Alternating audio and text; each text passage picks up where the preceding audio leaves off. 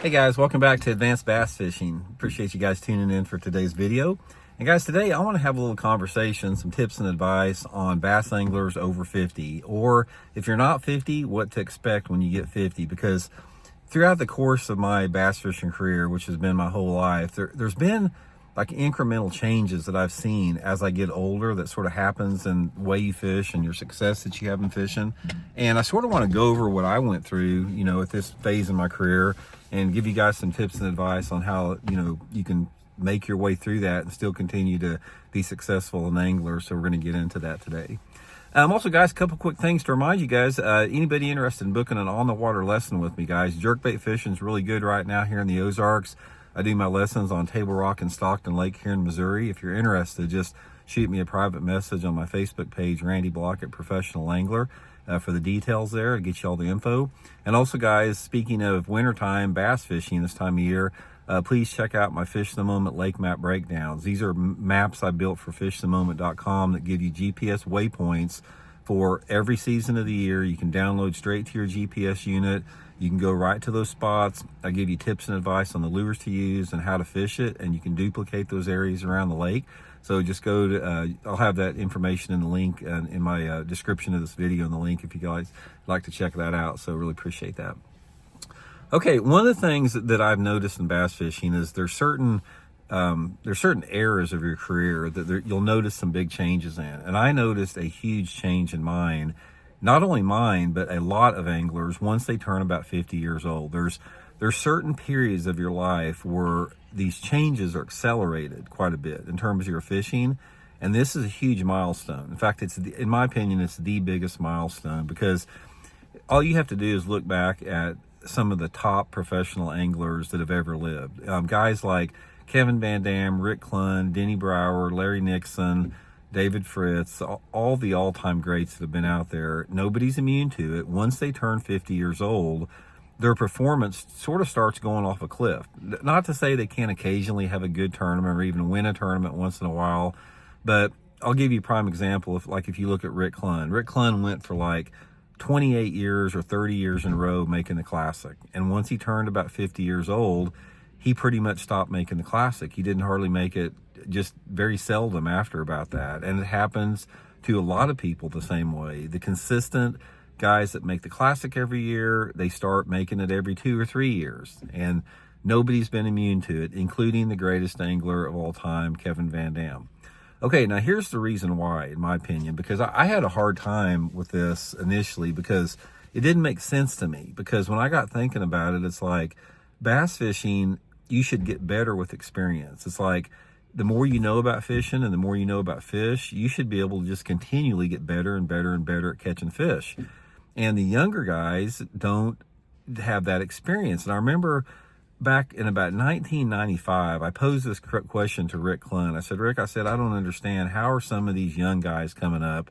At the time, they were in their 20s. And how are they beating you?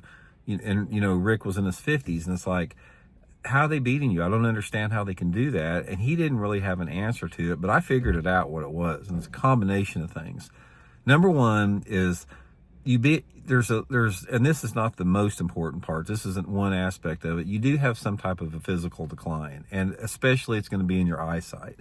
Once you get 45, 50 years old, you're probably going to need readers. So it's going to be slower to tie on your lures. You're going to miss putting line through your guides, that type of thing. Your fingers aren't quite you don't have the dexterity in your fingers. So you slow down a little bit with that. It could be some with your casting, a combination of things physically that begin to go downhill, which has a small impact, but nevertheless some impact. But the biggest thing is you get set in your ways the more successful you've been. And this happens to the anglers that have been really successful. So say, for example, you're a top pro and you've won 15 national tournaments in your career. And you've won most of those tournaments on a handful of techniques like shallow cranking or flipping or pitching or deep cranking or whatever it may be. You've had so much success at those techniques and you've got so much confidence in them as they are in your wheelhouse all the time. So when you go to a lake, you automatically want to fish those strengths because you've had so much success in it. And you maybe bypass some of the newer approaches, some of the newer techniques, or some of the things that are unique to that particular lake, trying to force something to happen. Now, sometimes this works. Sometimes being hard-headed like that, you can occasionally hit a good lick and win a tournament, but you're not going to be able to do it if you don't fish the conditions and stay open-minded and have a diversity of different options to you. Your success is going to start to go downhill. Because I can remember, like in my own fishing, when I was in my 20s and early 30s, anytime a new lure came out, I don't care what it was, I wanted to know about it, I wanted to get it, and I wanted to try it. And a lot of times it worked, and a lot of times it didn't work. I mean, it's not like it worked, but I always was open to trying it. Or if I heard about a new technique, I wanted to try it. Now I notice, once I turned about 50, I'm 64 now, that I don't do that as much. It's like somebody can come up with a new technique and I'll say, man, whatever, good luck to them. This is what I'm going to do right here. I got a lot of confidence in it. I'm going to stay with it. And that is why your success incrementally starts to go downhill after you're 50 years old. And like I said, you can still do good, because guys, I've been fishing here in the Ozarks for the past 5 years, like the BFLs and the Toyota Series. And I've made the BFL Regional Championship every single year, over 60 years old. And I usually make the Toyota Series Championship about every other year. So you can still compete and do good. But, 25 years ago, I'd be making it more than that and finishing a lot higher, probably being a little bit more versatile.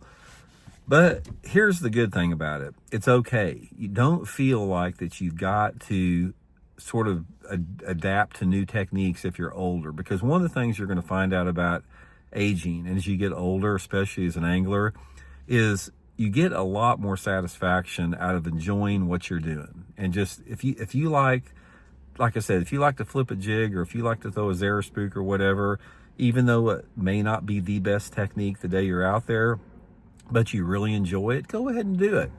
Because that's the way it is with me right now with my tournament fishing. It's like, I know how to fish deep. I've won tournaments fishing deep. I've caught a ton of fish deep. I've caught a lot of fish suspended, but I don't like to fish like that. I like to get up shallow and flip and pitch a jig or something like that in shallow water. So I do that now every tournament, and I still am successful at it. I may not be as consistent, but I'm successful. So as you get older, it's okay. It's like, I would rather go out and be semi-successful doing what I love to do and fishing the way I want to do, than going out there and maybe having a little bit more success doing something that I don't really like to do that much. That's the inevitable process with fishing that takes place. So anyway, you're going to have that. If you're in your 20s now, you do have that to look forward to. And everybody, you get more nostalgic as you get older. It's like, I remember guys talking about the good old days all the time when I was a kid and when I was in the 20s. And you immediately dismiss them as like, oh, they're just old geezers, I've been there, and Dad, I was young and pumped full of testosterone and, full of the vigor of life, like a lot of guys were in their 20s. But now I understand it.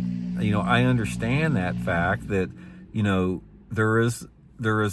there's an aging process that is natural, and you can't fight it. You have to accept it and embrace that. And part of that is like reminiscing about what you consider the good old days. Everybody has got a period of their life where they are sort of like, their day in the sun, and usually your day in the sun is going to be between like, your late 20s to your late 30s. That's when it's a combination of your instincts and your intuition and your creativity and your physical skills are sort of all firing on all 8 cylinders.